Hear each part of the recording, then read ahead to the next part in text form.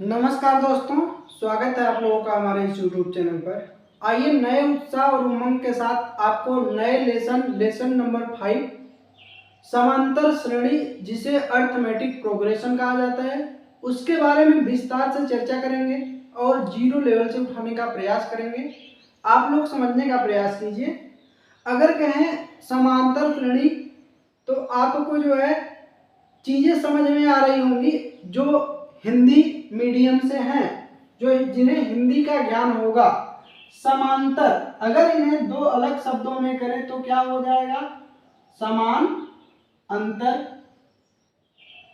इन दो चीजों को अगर आप ध्यान रख रहे हैं तो ठीक। और ये जो श्रेणी है इसे श्रेणी कहेंगे, छेड़ी नहीं कहेंगे, ठीक है? कुछ लोग मजाक मजाक में छेड़ी कह देंगे, तो छेड़ी मत कहना, श्रेणी कहेंगे, ठीक है बेटा? तो समान अंतर यानी समान अंतर, समांतर समान अंतर, ठीक। श्रेणी, अब देखिए श्रेणी कहें तो क्या हो गया?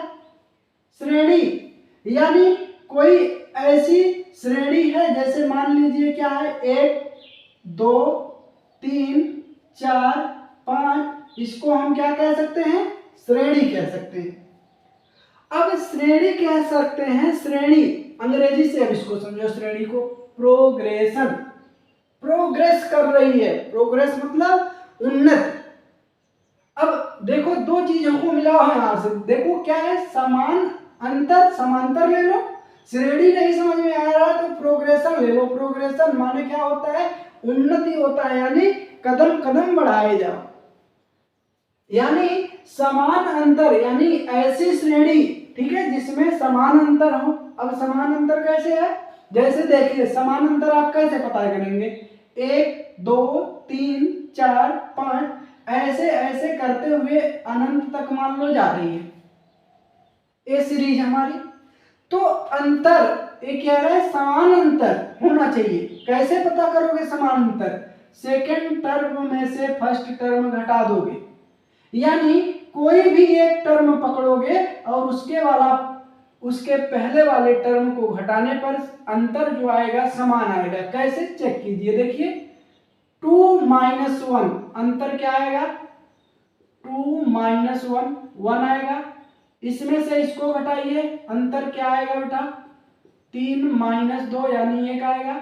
इसमें से इसको घटाइए, अंतर क्या आएगा बेटा? जो है अंतर जो है 4 - 3 1।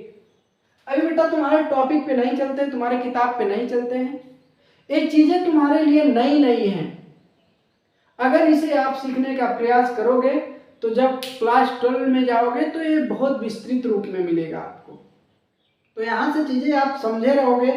यहाँ तो आपको समांतर श्रेणी मिल रही है, वहाँ 3 श्रेणियां मिलेंगी, समांतर श्रेणी, गुणोत्तर श्रेणी और जो है एक होता है मिश्र, दोनों को मिला करके होता है। तो जब आप समांतर श्रेणी सीखे रहोगे तब आगे की चीजें आप कर पाओगे। तो हौसला बनाए रखिए, हौसला नहीं हारना हमको। तो आप एक चीज समझ में आ गई होगी यहाँ से कि कोई भी एक टर्म, मान लो कहीं पे जाओगे तो कहीं लास्ट में 99 और 100 आएगा, देख लो उसका भी क्या आएगा? 100 - 99, उसका भी अंतर क्या आएगा बेटा? 1 आएगा। यानी अगर ऐसी श्रेणी जिसमें कोई भी टर्म में से उसके जस्ट पहले वाला टर्म घटाने पर सब में जो है जो अंतर आ रहा है समान है, तो उसे समांतर श्रेणी का नाम दिया जाएगा।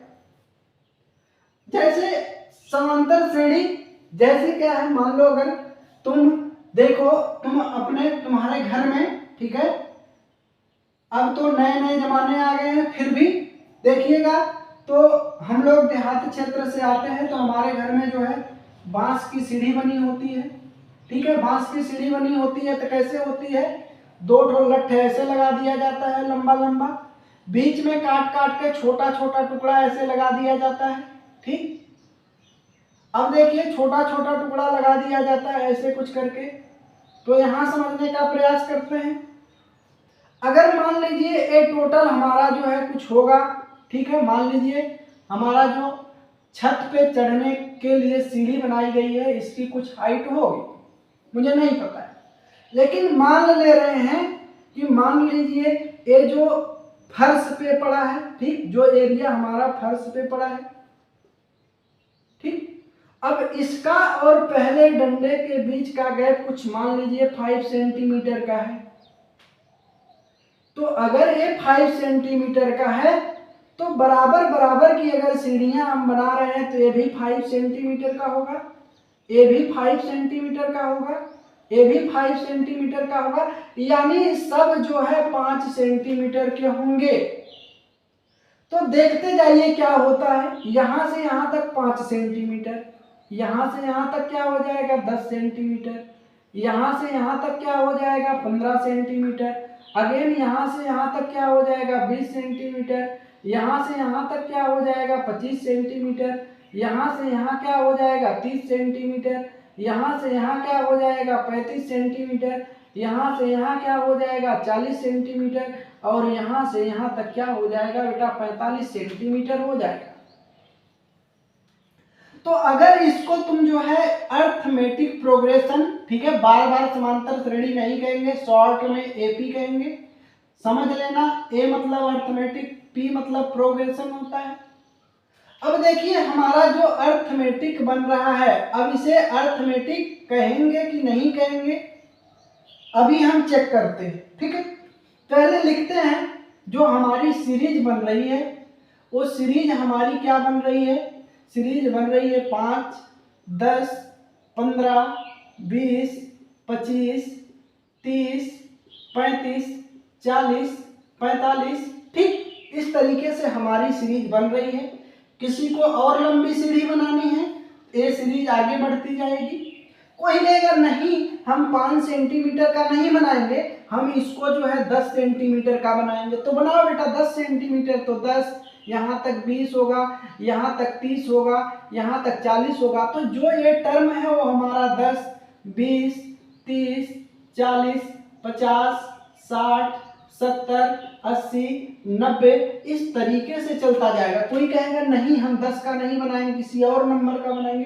तो जैसे मन करे वैसे बनाओ, कोई इसमें प्रॉब्लम नहीं है बच्चा। तो अब बात आती है, तो हमारी दोनों क्या हो गई, सीरीज हो गई। अब कैसे पता करें कि ये अर्थमेटिक प्रोग्रेशन है, समांतर श्रेणी है। तो हमने समांतर श्रेणी का अभी डिफिनेशन दिया, कोई भी टर्म पकड़ना है, ठीक है, और उसके जस्ट पहले वाला टर्म, उसके जस्ट पहले वाले टर्म को घटाने पर, ठीक है, सब में जो अंतर आ रहा है अगर वो समान है तो उसे हम समांतर श्रेणी कह सकते हैं। देखिए क्या है, 10 में से 5 घटाइएगा 5, 15 में से 10 घटाइएगा 5, 20 में से 15 घटाइएगा 5, 25 में से 20 घटाइएगा 5, और लास्ट में 45 में से 40 घटाइएगा तो वो भी 5 आएगा, यानी इसको हम समांतर श्रेणी कह सकते हैं। अब देखिए ऐसे यहाँ पे 20 में से 10 घटाइएगा 10, 30 में से 20 घटाइएगा 10, 40 में से 30 घटाइएगा 10, 50 में से 40 घटाइएगा 10, 60 में से 50 घटाइएगा 10, यानी सब का सर्वांतर जो है वो क्या है, सेम है। अब तक तो मैं अंतर कह रहा था, लेकिन अब ये सर्वांतर क्यों कह रहा हूं, क्योंकि सभी का अंतर सर्वांतर, यानी सभी का अंतर क्या है, समान रहेगा। तो उसे क्या कहेंगे जो है, उसे समांतर श्रेणी का नाम दिया जाएगा, ठीक है। अब देखिए किसी भी तरीके से आप कुछ भी चीजें ले सकते हैं, जैसे आपके किताब में ही बहुत सारी चीजें दे रखी हैं, किसी को भी ले सकते हो। डंडे वाला समझा दिए हमने जो है।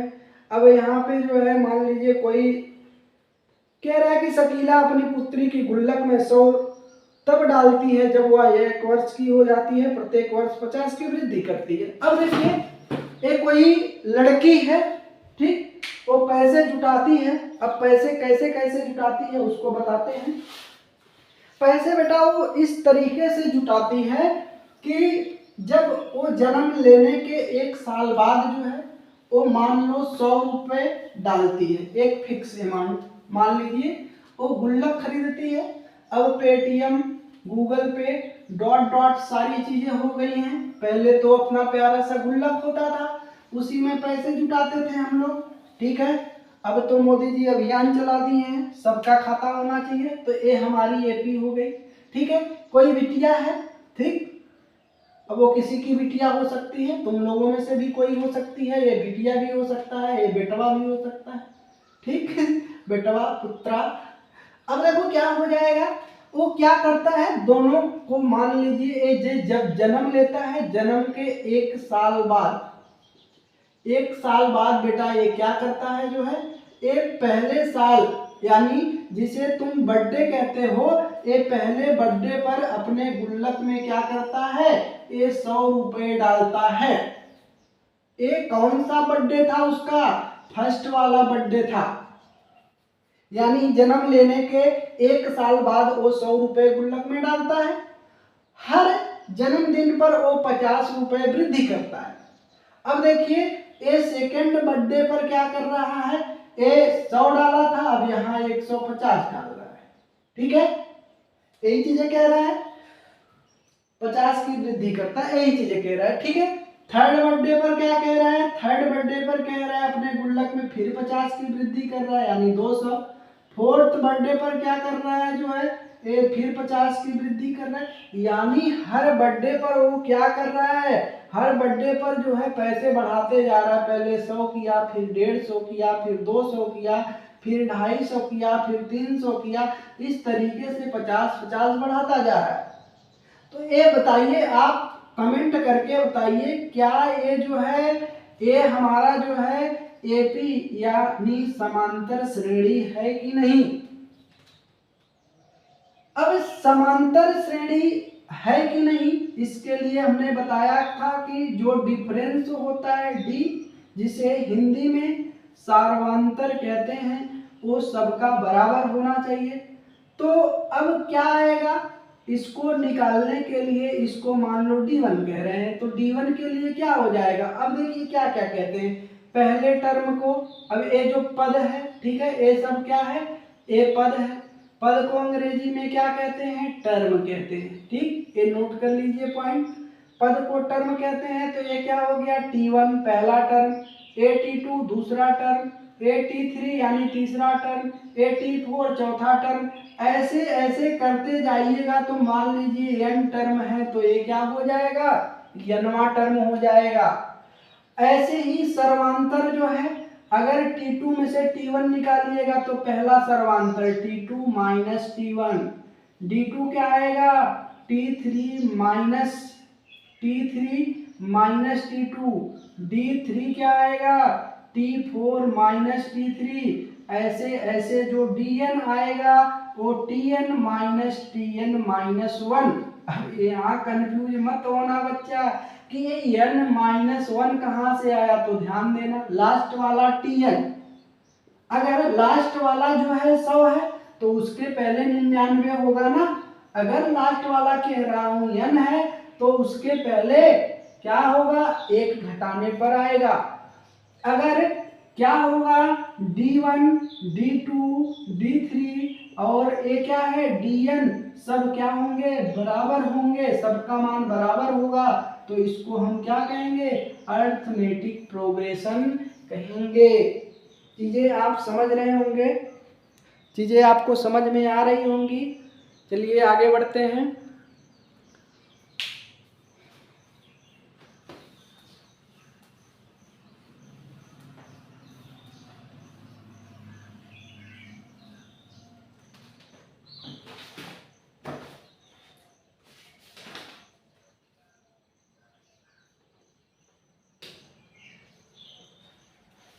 तो दो चीजें आप नोट कर लीजिए, जो है क्या होता है, जो अगर मान लीजिए जो है T1 T2 T3 ऐसे ऐसे Tn दिया है, तो ये क्या होता है जो है, ये पहला जो है टर्म होता है, ठीक है, टर्म यानी क्या कहा जाता है, इसको पद कहा जाता है, यानी प्रत्येक नंबर को क्या कहा जाता है, प्रत्येक डिजिट को नहीं कह सकते, नंबर को कह सकते हैं, ठीक है, या प्रत्येक पद, ठीक, प्रत्येक पद या प्रत्येक जो नंबर है, अलग अलग नंबर है, उसको क्या कहेंगे जो है, उसको पद यानी टर्म कहा जाता है, ठीक है। T1 T2 T3 होता है, और जो सार्वांतर होता है, सार्वांतर D से रिप्रेजेंट करते हैं, ठीक है, वो क्या होता है, D1 D2 D3 D4 और ये क्या होना चाहिए, dn, सब क्या होना चाहिए, बराबर होना चाहिए। अगर बराबर होगा तभी इसको क्या कहेंगे, अरिथमेटिक प्रोग्रेशन कहेंगे, अन्यथा नहीं कहेंगे। ठीक है, यानी कह सकते हो कि अगर T1 T2 T3 है, ठीक है, कहीं कहीं कोई A1 A2 A3 भी मानेगा तो उससे कोई फर्क नहीं पड़ने वाला है। ठीक है, तो अगर यहाँ पे जो है हमारी ये क्या हो गई, श्रेणी हो गई, इसको हम क्या कहेंगे, श्रेणी कहेंगे। अगर हमारा D1 D2 D3, अगर D1 कैसे निकलेगा, D1 हो चाहे D2 हो चाहे D3 हो, सब कैसे निकलेगा, सब जो है क्या होगा, कोई एक टर्म पकड़ोगे, T2 minus T1, T3 minus T2, Tn minus 1, सब क्या होता है, इसी को हम D कहते हैं। ये किसके लिए होता है, अरिथमेटिक प्रोग्रेशन के लिए। ठीक है, अदर किसी के लिए नहीं होता है। तो ये सारी चीज़ें होती हैं। ये सारी चीज़ें अगर आपको समझ में आ रहा होगा तो बहुत सारी चीज़ें आप समझ पाएंगे। अगर ये सारी चीज़ें नहीं समझ में आ रही होंगी तो आगे आप ये ध्यान रखिए कि आपको चीज़ें समझ में नहीं आएंगी। ठीक है, मान लीजिए एग्जाम्पल है हमारा, एग्जाम्पल में क्या कह रहा है, एग्जाम्पल में कह रहा है कि 3/2 है, ये कह रहा है कि AP है 3/2, 1/2, -1/2, -3/2, ये कहीं तक गई है। इसमें कह रहा है कि क्या है, A और D का मान बताना है। ठीक, अब A और D का इसमें मान बताना है, तो ये चीजें समझिए। ठीक है, अब देखिए यहाँ एक चीज और नोट करिए। ठीक है, ये पहला पद को किससे लिखा जाता है, A से रिप्रेजेंट किया जाता है। ठीक है, तो A बताना है, तो A क्या हो जाएगा हमारा, पहला पद यानी 3/2, यानी शुरुआती का जो पद है वो हमारा पता चल गया। अब देखिए D निकालना है, तो D हमने बताया था कोई भी एक टर्म पकड़िए, उसके पहले वाला घटा दीजिए। कोई कहे कि ये वाला पकड़ेंगे तब क्या घटाएंगे, तो नहीं, ऐसे नहीं निकाल सकते। इसको पकड़ोगे इसको घटा सकते हो, इसको पकड़ोगे इसके घटा सकते हो, इसको पकड़ोगे इसको घटा सकते हो। तो 1/2 इसमें से इसको घटा दो, -3/2। ठीक, तो एलसीएम लोगे तो आएगा 1 -3, क्या आएगा, -2/2, काटोगे तो क्या आएगा, -1। अब किसी को कंफ्यूजन हो रहा है कि ये सही है कि नहीं है, ठीक है, दादा माई याद आ रहे हैं, सही हो जाए तो चेक कर लीजिए सही है कि नहीं है। ठीक है, ये D1 मान लीजिए निकल गया, D2 निकाल लीजिए, क्या है, इसको पकड़ लीजिए -1/2 और इसको घटा दीजिए -1/2, एलसीएम लीजिएगा तो -1 क्या आएगा, -2/2, कट के -1 आ जाएगा। यानी D1 जो है D2 के बराबर है। ठीक है, D1 और D2 क्या है, बराबर है। अगर D1 D2 बराबर है यानी यही क्या है हमारा D, यानी D जो आ जाएगा -1 आ जाएगा।